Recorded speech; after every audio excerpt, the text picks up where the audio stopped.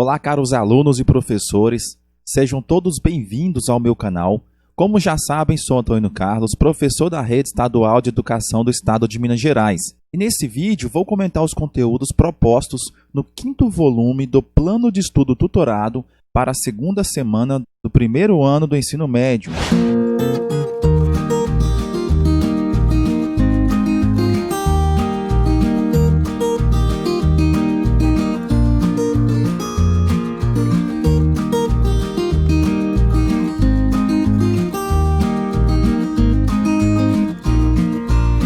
Como já é de costume, vou pedir para vocês se inscreverem em meu canal, ativarem o sininho da notificação, deixarem sua curtida e também o seu comentário. Pessoal, sejamos solidários, compartilhe esse vídeo para seus colegas para que possamos levar essas informações ao máximo de estudantes em Minas Gerais. E assim você e eles conseguirão entregar as atividades para seus professores e garantirão a aprovação. E você já me segue nas outras redes sociais? Se sim, muito obrigado. Se não, esta é a sua oportunidade. Deixei na descrição do vídeo os links para o meu Facebook, Instagram, TikTok, Telegram e WhatsApp. Aguardo todos vocês lá. Como já sabem, vocês inscritos podem mandar o seu alô, assim o seu nome e da cidade de onde você está falando pode aparecer aqui no vídeo. Deixe aqui nos comentários para quem vai o seu salve.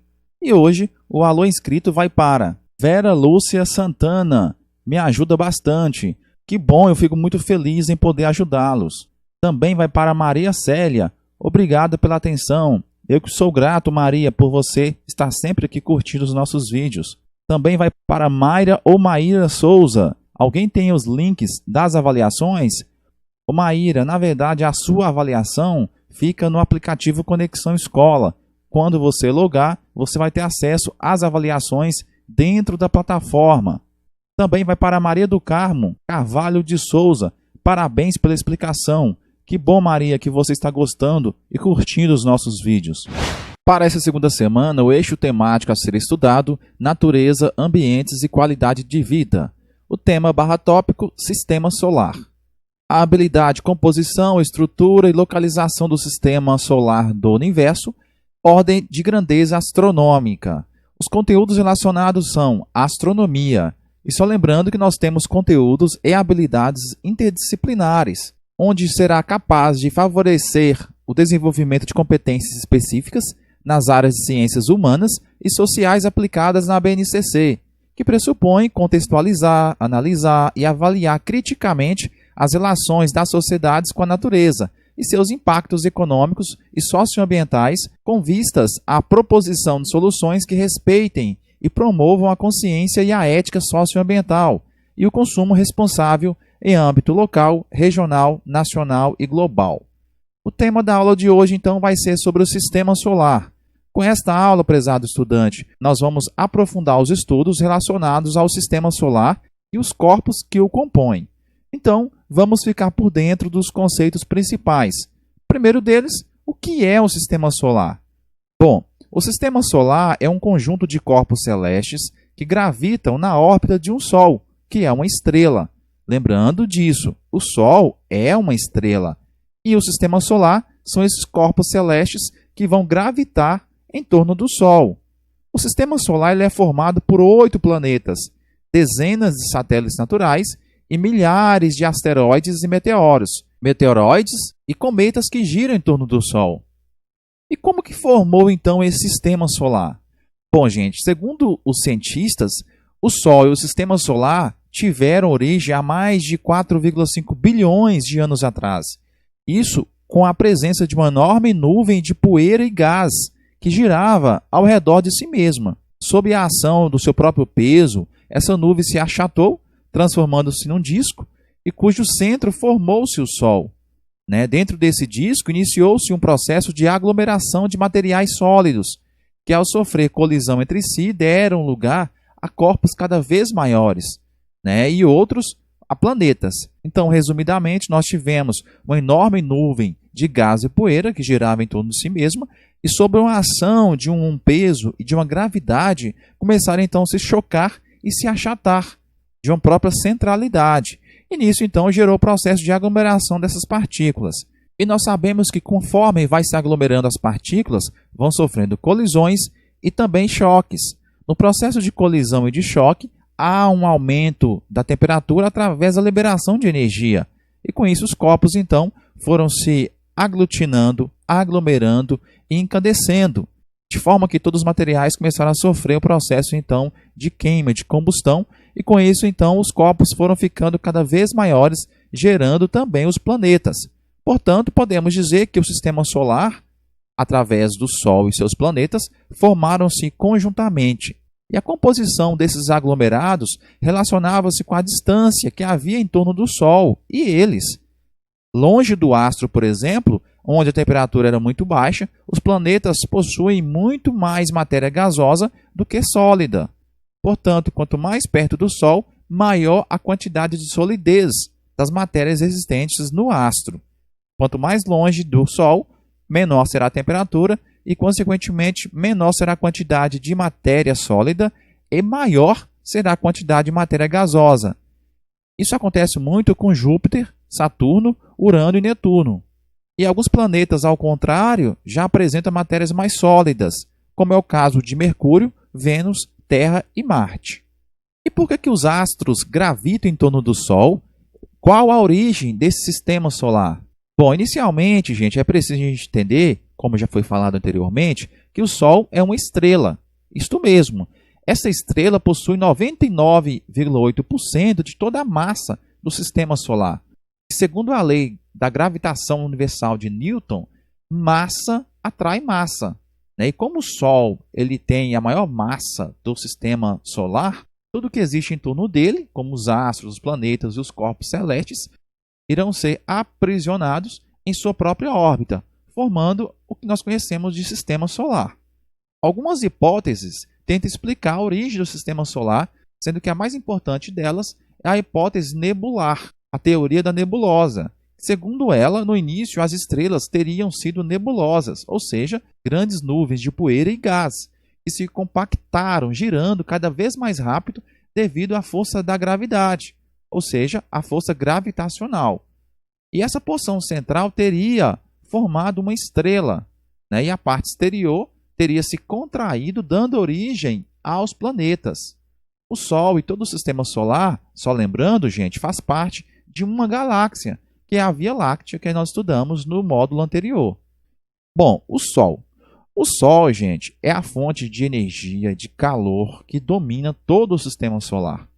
A força da gravidade do Sol mantém todos os planetas na sua órbita e mantém eles também com luz e calor, tornando possível a vida, inclusive aqui na Terra.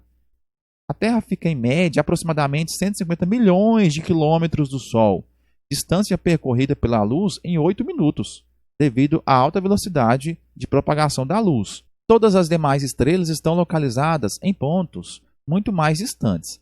Bom, as observações científicas realizadas indicam que o Sol é uma estrela de luminosidade e tamanho médio e que no céu existem incontáveis, isso mesmo, incontáveis, milhares de estrelas maiores e mais brilhantes do que o Sol. Mas, para a nossa sorte, a luminosidade, o tamanho e a distância, três fatores importantes aqui, gente, ó, características do Sol como luminosidade, tamanho e distância, foram exatos para que nosso planeta desenvolvesse formas de vida como a nossa. Se a distância fosse menor ou maior, o tamanho fosse menor ou maior, ou a iluminação fosse mais ou menos do que é hoje, consequentemente influenciaria nas formas de vida que nós temos aqui na Terra hoje. O Sol, como já foi falado, ele possui mais de 99% da matéria, da massa de todo o sistema solar. Isso significa que todos os outros componentes do sistema solar possuem apenas 0,1%, ou seja, comparando-se com o Sol, então, nós somos minúsculos. A composição do Sol. Aqui nós temos uma imagem, né, retirada da internet sobre o Sol. E o Sol, como já foi falado, é uma estrela e também é uma enorme esfera de gás incandescente, composta aí, essencialmente por hidrogênio e hélio, e tem um diâmetro superior a 1,4 milhões de quilômetros. O volume do Sol é tão grande que seu interior caberia mais de 1 milhão de planetas do nosso tamanho, ou seja, do tamanho da Terra. Pensa só o tamanho que é o Sol. Para igualar o seu diâmetro, seria necessário mais de 109 planetas, como a Terra, um do lado do outro, para igualar o diâmetro do Sol. Então, no centro desse Sol, nós temos o núcleo, a temperatura altíssima, que alcança mais de 15 milhões de graus centígrados, né, onde ocorre o processo de fusão nuclear, por meio do qual o próprio hidrogênio se transforma em hélio. Olha só a transformação, né, do hidrogênio em hélio através da fusão nuclear devido às altíssimas temperaturas no interior do Sol. Já na superfície do Sol, a temperatura chega a 6.000 graus Celsius, que também é muito. A estrutura interna do Sol é composta então pela fotosfera, cromosfera e coroa. Bom, o núcleo do Sol. Como já foi falado, o Sol ele é composto principalmente pelo hidrogênio e hélio, mas existem outros elementos, como o ferro, o níquel, o oxigênio, o silício, dentre outros. A energia que é criada na zona mais profunda do núcleo, né, devido às altíssimas temperaturas e pressões que existem e ocorrem lá no núcleo, propicia a formação e ocorrência de reações nucleares. Estudos realizados pelos cientistas descobriram que 700 milhões de toneladas do elemento hidrogênio são transformados em cinza do elemento hélio exatamente a cada 1 segundo. Uma outra característica é que em parte do Sol, na chamada zona de irradiação, a energia produzida é transferida para outra pelo mesmo processo de propagação da luz, ou seja, pelo processo de radiação. Com isto, gente, essa energia não depende de nenhum meio para se propagar. Já a outra parte, outra camada do Sol, que nós chamamos de zona de convecção, a energia ela é produzida e tem um comportamento semelhante à convecção térmica aqui na Terra, que nós conhecemos.